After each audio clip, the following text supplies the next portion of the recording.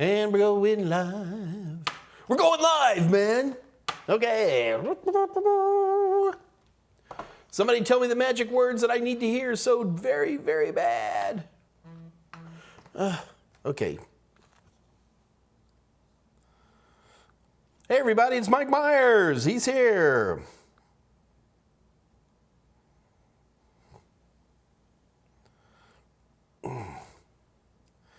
Sorry, got to get one more text in before you start talking.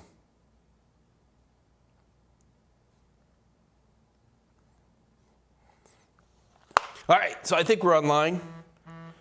I can't keep my phone from stop buzzing. There's nothing I can do. You know what?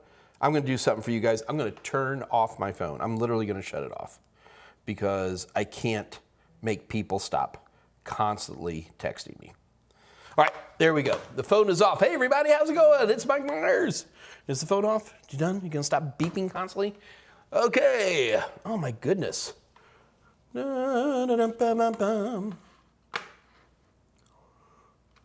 Mike. Hi, everybody. My name is Mike Myers. This is the Mike Myers Ask Mike Anything live stream. The goal of this live stream is to provide those of us who are isolated by the coronavirus an opportunity to continue our studies. So that is what we are all about here today. And we have, oh my goodness, this might be the smallest crowd ever. Oh my goodness. So there's really only 9 people online right now. Yipe. All right. You guys are pretty good about showing up later, but I'll be patient. It's all good. David's here. Patricia's here. Tolwood's here. Andre's here. Patricia's here. Siegfried's here. Andre's here. All right. We got a small crowd today, man. I gotta tell you, here in Texas, it is freaking melting. It's like melting hot. And so I'm trying to think of like some fun technology thing that I'm going to be doing here. Yes, I'm still working on my de-Googled phone, but now the big thing I'm working on right now is I need a new home theater TV. So I've got an old, Samsung, a 53-inch Samsung. But of course, you know, now I need something bigger and better. I've never been a huge Samsung fan, but if you don't do Samsung, that means you're gonna do OLED. So, you know, if anybody's got something in the 60-inch range or something that they're a big fan of, let me know about it, because I am in the market and I'm looking for stuff. I literally have doubled the number of people. Oh my goodness. Jason Helms is here. No, Zach's here. Everybody's here. Good God. Okay, so basically here's how this works. The goal here is that you ask me questions and I answer them. The best way to ask me questions is just to type them here into the chat window, and then I will see your questions, and then I will answer them. However, sorry guys, my system's being a little patootie here. Bear with me a moment while I make things go the right way. There we go. All right. So basically, the whole idea is that we answer the questions here. If by some chance I miss your questions, just type it in again. It's no big deal. Also, if you're the shy type, it's never a problem. Just send me an email. You can email me at michaelm@totalsem.com. I've got some... a lot of times people aren't sure how to phrase a question or whatever it might be, and they're a little bit more comfortable. Just send me an email and then I can put it together, and you are more than welcome to do that as well. Either way is fine. Oh, everybody's dropping in now. Peter Hunt's here. Crazy Homebody Girl's here. This is great. Excellent, excellent, excellent, excellent. Excellent. All right, so let's start digging up some questions here real quick.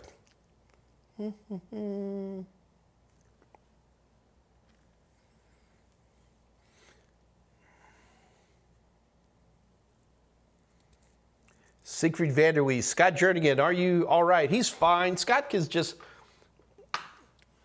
worries about coronavirus, so he gets, we have a little spike up here, so Scott's like hiding from the world until such time as things look a little bit safer. And I'm not necessarily disagreeing with Scott's action. So Siegfried, yeah, no, you just get to watch me here for a while, buddy. All right, but I can tell you that most of the time that either Scott Jernigan, both Scott Jernigan and Dave Rush are online as well, and you can catch them in the chat window and say hello to them too. All good.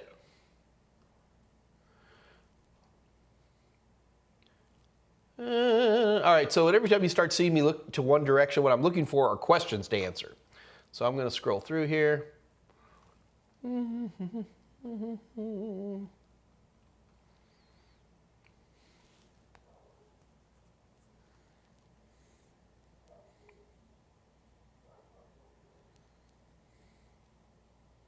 Okay, so let's go ahead and start right here at 2:03 p.m. Guillermo Moreno. Guillermo, good to see you again, brother. Mike, question, what's the difference between bias user password and TPM? Guillermo, they're completely different things. So the reason I think you might be confusing these a little bit is because you look at a bias user password as a form of security, as TPM is a form of security, but that is it. TPM, or Trusted Platform Module, is a bit of logic that's put onto every system these days that allows things like Bitlocker, logon features, and stuff like that to work. They lean on and count on TPM. Bias passwords, which are either admin passwords or user passwords. The admin passwords are, you boot the computer up and it says delete to get into BIOS. You press delete, and if it's an admin password, or sometimes called a system password, you're going to see a thing that pops up and says enter a password. There's also what's known as a user password in BIOS, and as you boot up, it says enter the user password, and that allows your system to boot. So the system password allows you to get into your system setup. Your user password allows you to get into a boot. That's been around for over 30 years, and it has nothing to do with TPM. It doesn't use TPM in any way, shape, or form. It stores a simple password in your firmware and allows you to log in either to prevent people from getting into your CMOS setup or your system setup, or to log on to the system. It has nothing to do with TPM. If TPM had been invented before bias passwords, they probably would have used TPM, but they didn't. So they're completely different animals.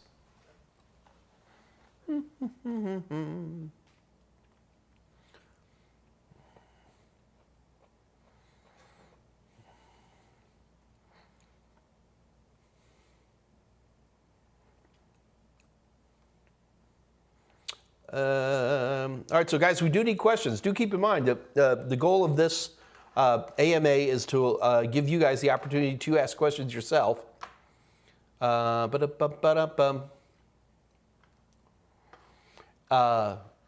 we will run, we usually run until about 3 o'clock or so. I can run past 3 o'clock if we have a lot of questions. On Monday, we had a tremendous number of questions, but it does seem to be a little bit slower today.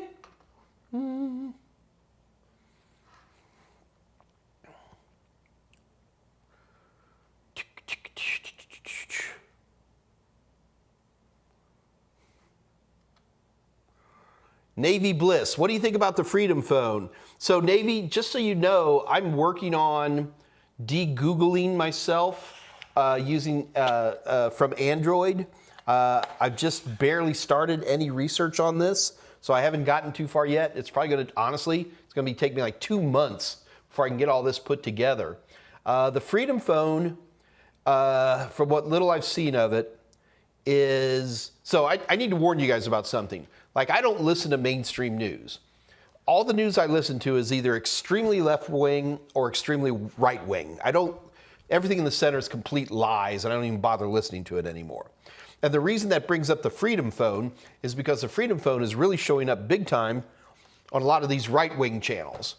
And the reality is that the Freedom Phone is using a very old phone that is very overpriced to do stuff that I think we can do on our own, but I don't have those answers yet. And you're just gonna have to bear with me for a while the R&D kicks in before I have the answers. Because at this point in the game, I don't think Freedom Phones are worth it.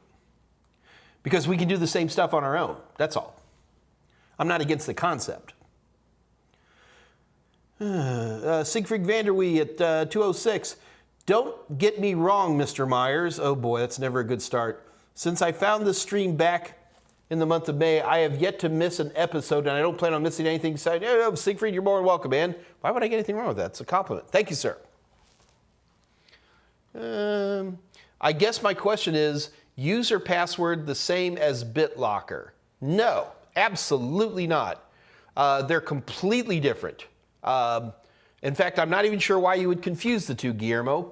One more time.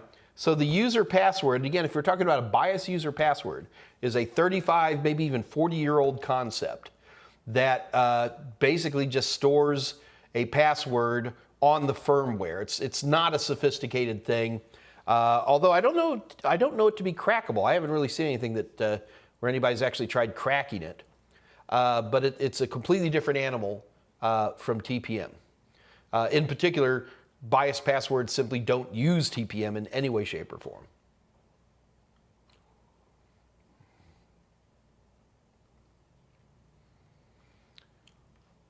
Peter Hunt at 207. Manufacturer says battery count cycle is between 3 to 500 and I'm at 470. What tends to happen when I get to 500? You get a reduction in battery charge time. Joseph Moby, love your A+ courses on Udemy. Thank you, Joseph. I appreciate it. Andre DeGord. Hey, Mike, can you check out the YouTube link of the tech tips about the install of Windows 11? Did I check it out? The YouTube. Oh, no, Andre, I didn't. Where was this link? What reference are we talking about here? When did this happen? What is this link about? Andre, you and I should be speaking separately and together. If there's something you want to have me check out, which I'm glad to do, but I don't know what we're talking about here at all. Guillermo Moreno, Mike, you should go through the process of installing an email account on a mobile device. I could do that. It's Guillermo, that's one of these things that's like it's really easy. And so sometimes when I hear someone like yourself ask a question like that, it usually tells me that you've got a bigger question that you're not asking me, Guillermo. If you have a bigger question, then please don't be afraid to ask me that question. I'm a little bit reticent to just, do screen captures on an Android and an Apple device showing how to, type in a username and a password for a email account, but I'm not against it. But I'd rather you just ask me a more detailed question. Lorena Medina, how can we learn about types of encryptions? Well, Lorena, it depends what you're talking about. Are you want to just pass a certification, for example, the CompTIA Security Plus? If that's what you want to do, then I would strongly recommend you watch my videos. They do an excellent job discussing not only the types of encryptions, but more importantly, what is an encryption? What is the difference of asymmetric versus symmetrical encryption? Streaming versus batch? All of these terms. What is a key and a key length and how that comes into play? That's all done through my videos. In particular, the Security Plus would be an excellent, excellent place. And then you come back after that, and then you ask me more questions, Lorena, about, what aspect maybe you're having a little problem with something or something like that. I am here for you. David Mohan, in what scenario would it be better to do an incremental backup, and what situation would you do a differential backup? Do organizations use full backup more often? David, there is no, first of all, I want to start with your last question. Do organizations use full backup more often? No, they don't. But backup needs, in particular with the bringing in of cloud and things like that, have changed the way we back up. The other big thing that changed the way we back up are capacities of thumb drives, to be completely honest. Most individual desktops can be backed up perfectly, wonderfully on a 16 gigabit thumb drive. I'm sure there's exceptions to that, but in general, it works pretty well for everybody. So what was the first part of your question there? In what scenario would better incremental versus, okay, in what scenario would it be better to do an incremental, and in what situation would it be better to do, okay, why would one do incremental versus differential? Simple. With a differential backup, you need bigger tapes or bigger backup media, but you use less of them. With incremental, you have smaller backup media, but you do it more often. A lot of times people pick incremental versus differential based on nothing more than the size of their tape backups or their carousel backups or their hard drive backups or whatever it might be. They're both perfectly fine. It's just a matter of how many backups do you want to keep around. So that is the criteria.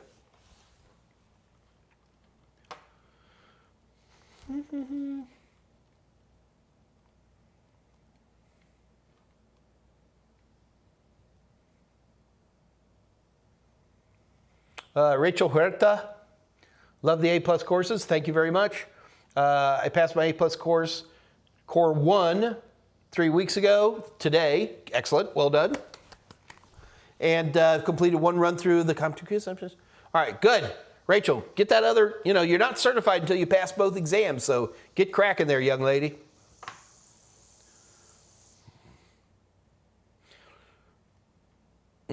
Eric is Eric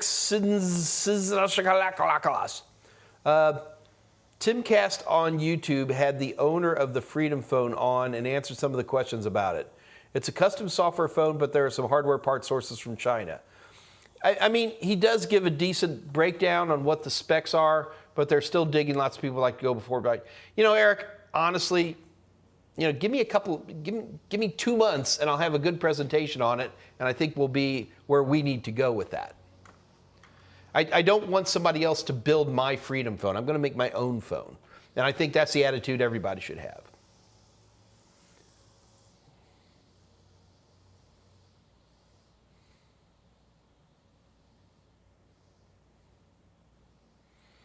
All right, so Peter Hunt and Patricia and Dave Rush are having some background conversation, so I'm going to assume everything's good.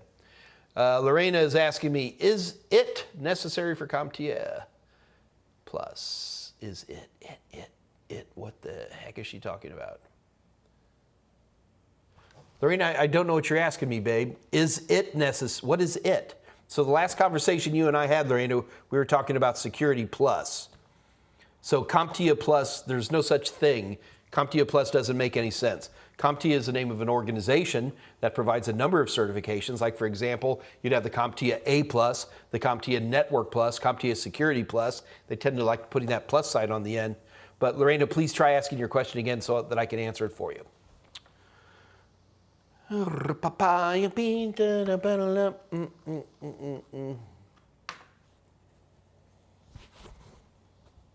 Seriously, guys? Is that all we got? Navy Bliss. What's the difference about Radius and Takakis? Okay, so Navy Bliss, we actually do have a video on that here in the Total Seminars channel. But and please watch that, Navy Bliss. I think you'd find it to be extremely helpful. It goes into a lot more detail. But the bottom line is that when you're talking about AAA, authentication, authorization, and accounting methodologies, the two big ones that CompTIA always talks about are Radius and Takakis Plus, okay? In both of these scenarios, what you're talking about is that in order to connect to something, whatever the something is, you count on a third-party tool set that has usernames and passwords in it that provide you the authentication and authorization to do it. So the two big places we see this happen have two very different forms of AAA. First of all is in wireless networks. Now, I'm not talking about the wireless networks in your house where you just have a publicly shared key, no big deal. I'm talking about in an enterprise where you can do things a lot more advanced. And in those types of situations, one of the things you often see is called a Radius server. And by the way, you can set this up on your home router, or at least go through the process. So with a Radius server, you have this separate box that's a part of your network. And that separate box, inside every wireless access point, is the IP address of that separate box or whatever it might be. So that when you try to log into a network, the wireless access point is going to, first of all, enter a username and password usually, although you can do more than that, but it's usually username and password that comes up, okay? And then you type in a username and password, the wireless access point in turn will go to your Radius server and then see if there is a username and password. And that actually allows you to authenticate to the wireless network. So Radius actually, I don't remember what it stands for exactly, but it was originally for dial-in networks, and there are no more dial-in networks, not really. So Radius's only place where it is commonly used anymore is in enterprise-level wireless networks. Okay. Now the second one is Takakis. So Takakis is used almost exclusively, well, as far as I'm concerned, completely exclusively in Cisco networks where you have Cisco switches and routers. So the problem is if you're an administrator for a network and let's say you're using Cisco devices. Classically, you have to log into each device individually, do your configuration, whatever that might be, and then move on to the next device.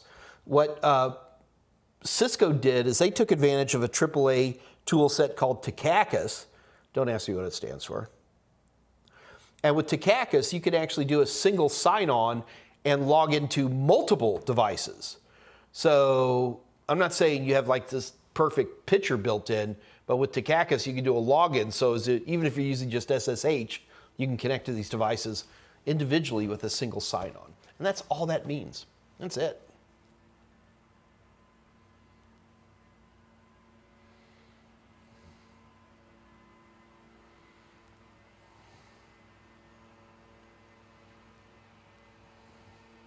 Peter Hunt, which multi-tabbed SSH application do you use, and what do you think of Solar Putty? Peter, honestly, I've used Putty for 30 years or so, and only recently I've been switching to the Windows built-in SSH client. So I do not use a tabbed version of SSH, mainly because if I'm SSHing, I tend to go to one at a time. That's just me.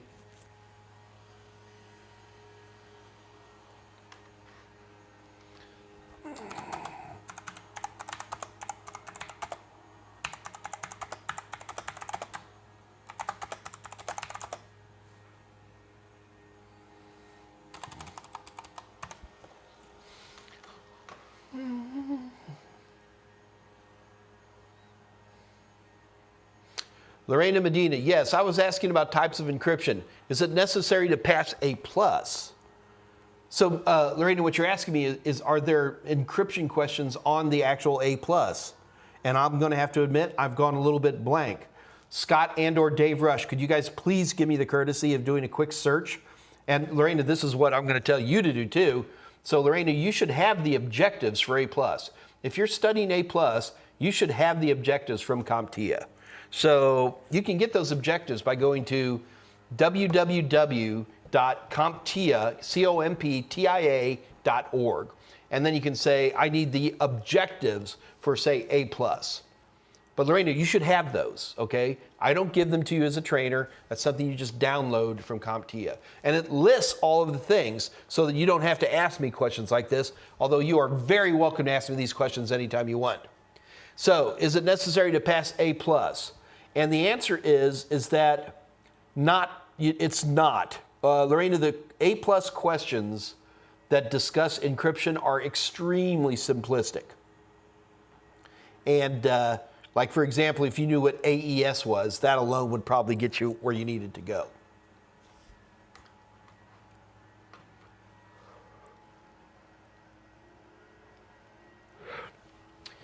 So Francis Merjani.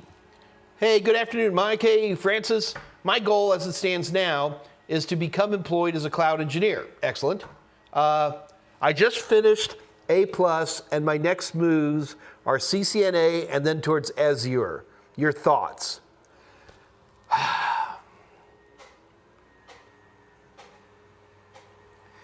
The challenge I'm running into here to be able to not answer your question instantly, Francis, is your desire to go to CCNA. I'm assuming that you want to go to CCNA because you're looking for a generic networking type of cert. If that were the case, and if I'm reading you right, then I think you'd be much better served from a Network Plus than a Cisco CCNA. Because once you start jumping into AWS and Azure cloud stuff, I think that the CompTIA Network Plus would give you the answers you need so that you're not confused when you move on to the next type of course. I'd say Network Plus. David Mohan, is data masking and pseudo-randomization similar? Are they similar? David, I've forgotten. I can't answer that question quickly. Let me write that one down. David wants to know about data masking, which I can do. See, the problem is, David, is I could probably answer this question, but you are such an intelligent person that I recognize that if I don't answer your question exactly accurately, that I will just make you crabby. So I'm going to have to sit on that one for a little bit. Once I write it down on here, though, David, by next Monday, I can give you a real answer. But I apologize, I cannot give you a quick answer right now.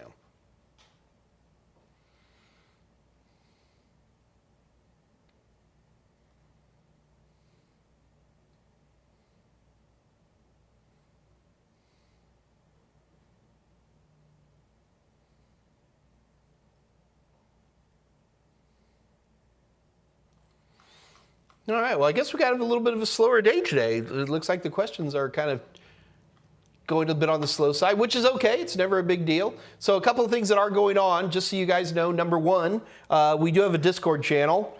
Well, we don't have a Discord channel. My buddy Jose Braden has a Discord channel. It's a great place to ask questions. Like, for example, with David Mohan's question that I'm going to have to double check myself on a couple of things before I give him an answer. The Discord channel is a great place to ask questions because not only am I on there, but Scott Jernigan and Dave Rush, Michael Smyers from my office are there, and plus the usual gang of crazy people, you know. We've got a bunch of EU folks who are very good on there and who can also answer those questions for you. So do check out the Discord channel. Hopefully either Dave or Scott can put a link up there to the Discord channel so you guys know where that is. It's a great place. I pop up on there too myself from time to time. Not a D. The pseudo randomization is that is from it's a Security Plus topic, and again, I don't quite have it on top of my head. Mark Wheeler, what would you say is the hardest objective on A+ 1001? Mark, I just don't even think in those terms. It'd be like asking me, what's the hardest letter of the alphabet? I just know them all. The one you're not prepared for? How's that for a quick answer? Yipe.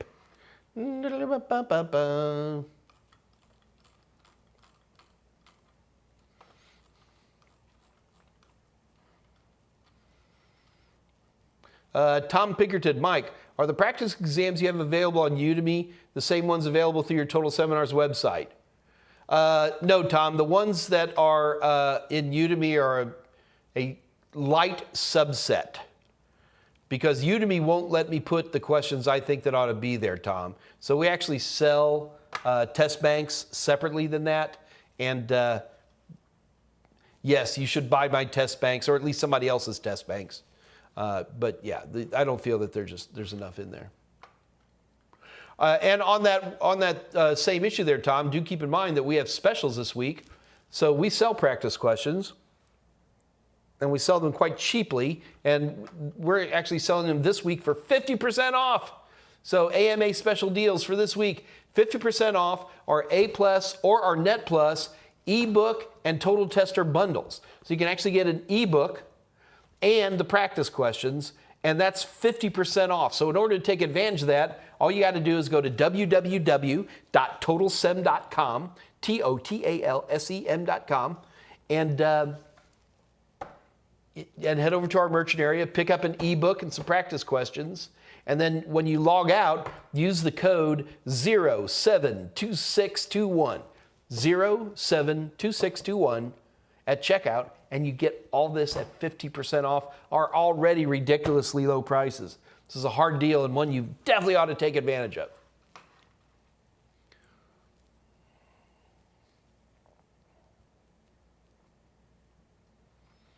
Austin Noonan.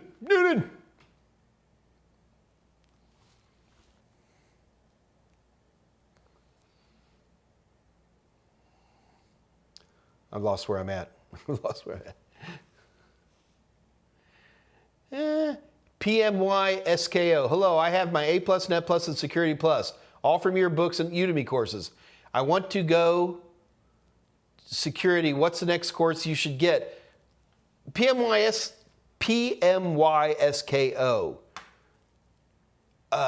Are you working now? Because the most important thing that you need to be doing right now is working more than anything else. And so I worry that based on the way you phrased your question, you sound like you might be a person who collects certifications and is not working. Go get a job. You have plenty of certifications to get lots of entry-level gigs. In particular, if you're in the United States, I guarantee you have plenty of gigs. David Mohan, what is the most useless command in the command prompt? The most useless command? Oh, God. I don't know. Every command's important when you need it. By Grapthar's hammer, what a bargain. By Grapthar's hammer, what a bargain.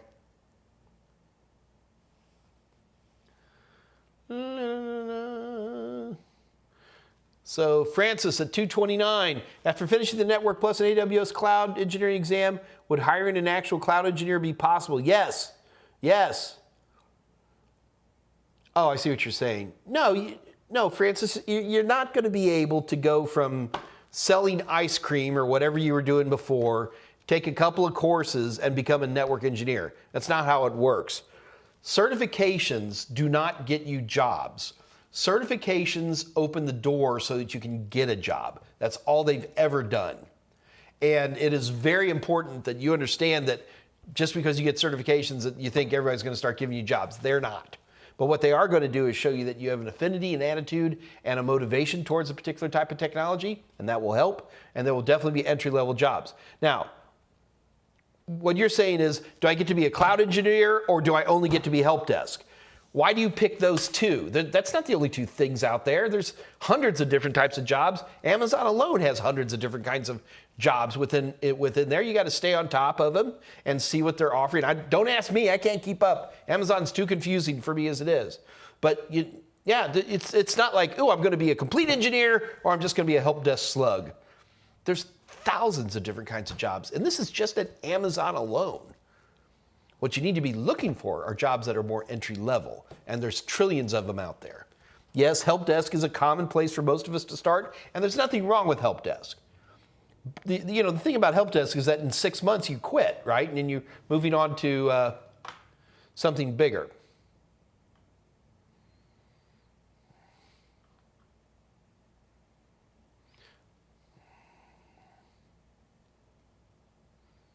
Some people hate traceroute and use path ping. David, I use both. It just depends what I'm trying to do. Problem is with traceroute is that so many devices are designed to ignore traceroute, and a lot of them do use path ping.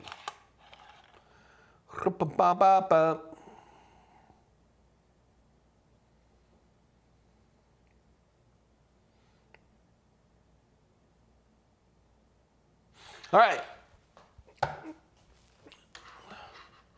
Anybody feel like doing a quick competition today? Anybody want some free practice questions? Seriously, I need you to type into the chat channel, I would like to do a competition. Because it looks like it's kind of old home week this week, which is good. But I do see a few new names.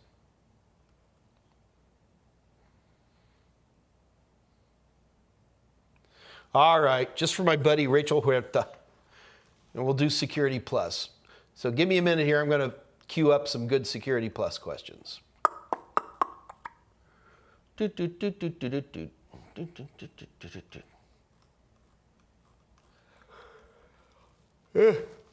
yawning.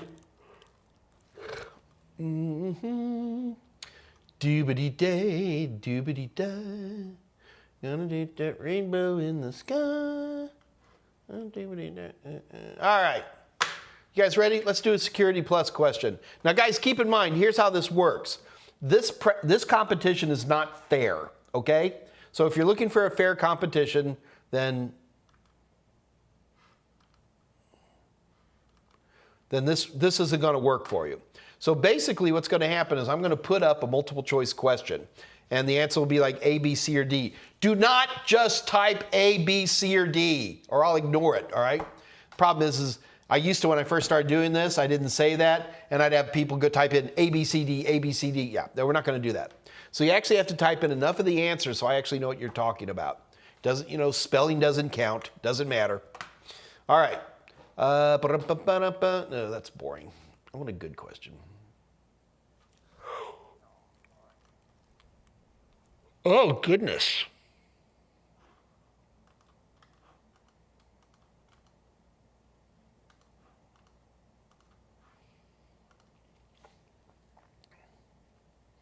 All right, this is one of these really easy questions that you guys can put too much information into.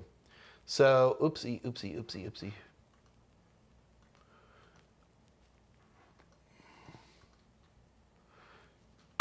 I just messed the question up. Sorry, I'm going to have to pick another question. All right, I'm not even going to read this one. Let's just go for this.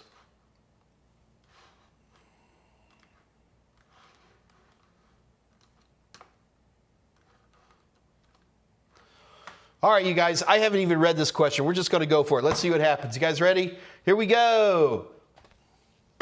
After a crash of your web application, the end user sees a detailed error message, including a directory path to the configuration files for the application. Which of the following security techniques should you improve to further protect? After a crash of your web application sees a detailed error message. Okay. So they're looking on a log file, and they see an error message that includes a path, which means somehow a path to the configuration files showed up. So what security technique should we put in? I'm thinking this is going to be A, input validation. Let's see if I'm right. I honestly don't know if I'm right on this one. Incorrect. I got one wrong? It's got to be fuzzing, though. Wow.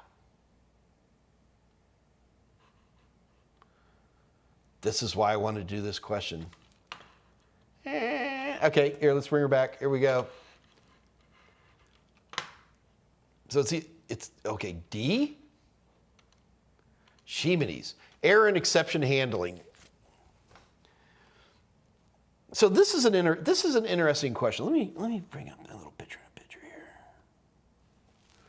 So as I look at this question, it says after cache of your web application, the end user sees a detailed error message. So it's the error message which includes a directory path. So something got into the path that says it saw something. That's why I really thought input validation would have been the right one. Error and exception handling. Somebody, like in the last name field, typed in a path. That's exactly what happened here. So D is correct. Error messages must be tried. Oh, I see what, okay. I understand what's trying to go on here. This is not complicated. So things like fuzzing and input validation are all part of error and exception handling. All right. Ooh, that was a little bit of a tricky one. Still, good question. Anybody get it? Error and exception handling. Let's see what we got here. All right, I think it's pretty obvious it is Tom Pinkerton. Tom Pinkerton, you are the winner. Tom, congratulations to you. You've won 90-day access to our practice questions. And it's whatever practice questions you want, Tom. A+, Net+, Security+, even beyond that. Now, in order to take advantage of your prize, Tom, you have to send an email to Kathy Y. That's Kathy with a K and 2 Y's. Tom, send an email. KathyY@TotalSem.com. Add your YouTube name. That's how we keep 18 people from all saying they're Tom Pinkerton. So, Tom, that's up to you. You have to put your YouTube name in the email and then tell Kathy which practice exams you wish to have. It is that easy for you, and you get them. Congratulations to you, sir. Well done.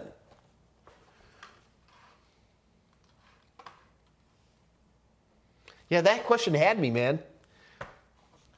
There's a lot of times I look at these questions because we have so many questions in our test banks. And it's like, you know, could I make that a better question? A lot of times the answer is I can't, because a lot of times questions like this actually, and again, we never give away real CompTIA questions ever, but we get pretty close sometimes. And I think that's a good example of it.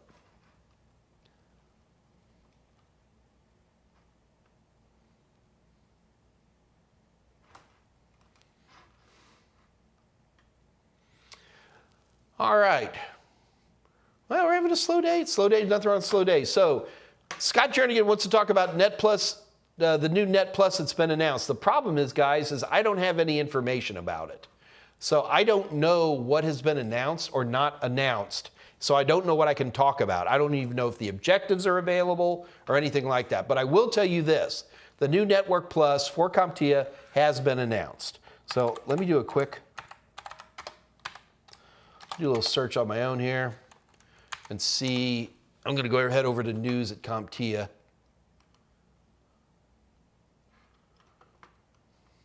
Grr.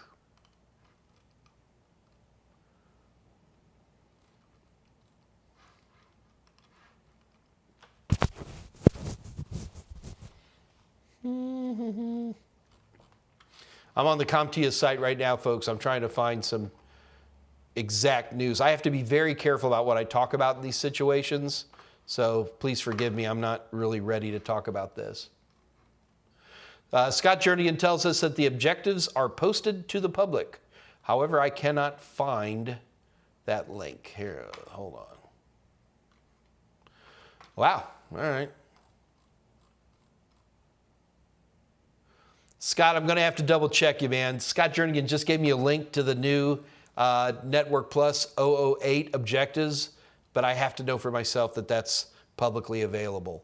But for you, those of you who are working on Network Plus, do keep in mind that it is coming out. We've got some really exciting stuff that will be coming out. We're working even as we speak. We're probably about 3/4 away through the new Network Plus book. We have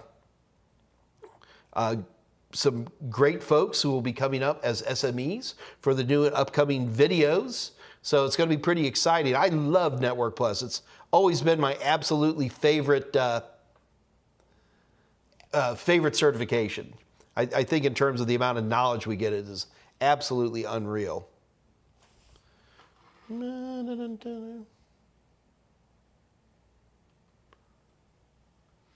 Andrew Parrish. Hey, Mike, nice to meet me. Nice to meet me again. Hey, Andrew. How's it going, man? Yeah, unfortunately, both Dave Rush and Scott Jernigan are going to send me links, but I'm not in a position where I can talk about that comfortably. So we'll have to hang on. I'll tell you what, guys. When I'm doing the whole data masking versus pseudo, I have to look at the word he's looking for. We'll do on Monday. We'll do a big talk about the new Network Plus. Let me put this down on the piece of paper, and that's how it happens. All right, so guys, if you want to know anything there is to know about the new Network Plus, show up on Monday because we will have a heck of a conversation on Network Plus this Monday. All right, so do keep in mind, guys, that not this Friday, but Friday after this upcoming Friday, Dave Rush is going to be celebrating his 1 year of Dave Rush Ask Mike Anything, DRAMA, drama. And in order to, and this will be on August 6th, Dave's going to be giving away a lot of nice hardware. And if you want to be in the giveaways, you must send an email to Total Seminars beforehand. Otherwise, you can't even participate. So I'm going to have Dave Rush. Dave, if you'd be kind enough, Dave Rush, can you put us a link telling us exactly what you want? So Dave, we need the email address that you want everybody who wants to participate. We need what email address we need to send this request into, and you need to tell us what we have to ask or put into this email so that we can compete. And folks, just go ahead and watch the live chat, and we're going to count on Dave to handle that one for us.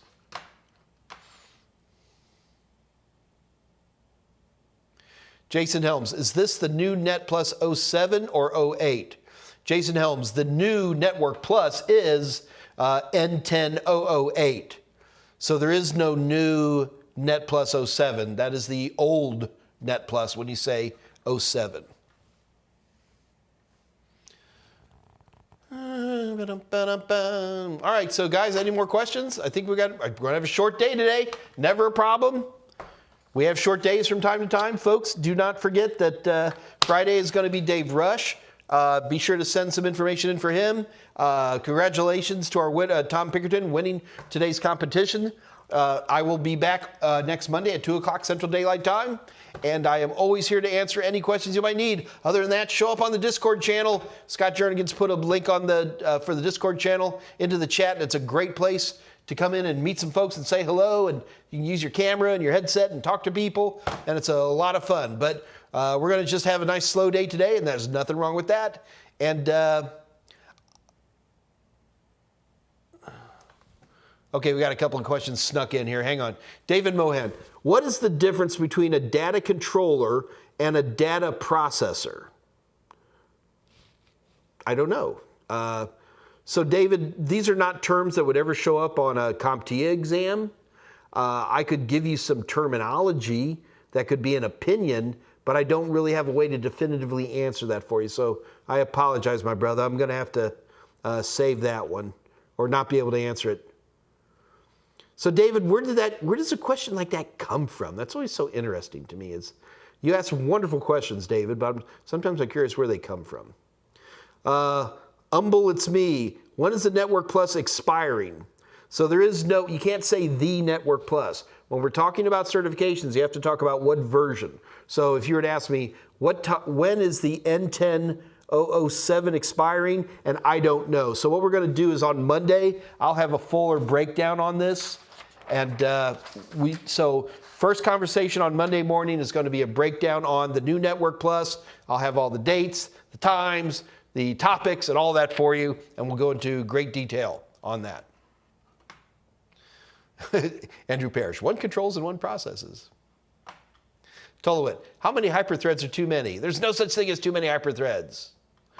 Demi Plateau, have fun. Thanks for the videos. You're very welcome, Demi. All right, you silly guys. I think we're all done for the day. We'll have a shorter day. It's never a problem. Folks, I'm going to let you all go. Be sure to show back up on Monday, and we'll have a good time. Otherwise, we will see you on the Discord channel, all right? So until then, this is your local buddy Mike saying bye-bye. I'll see you guys on Monday. Bye.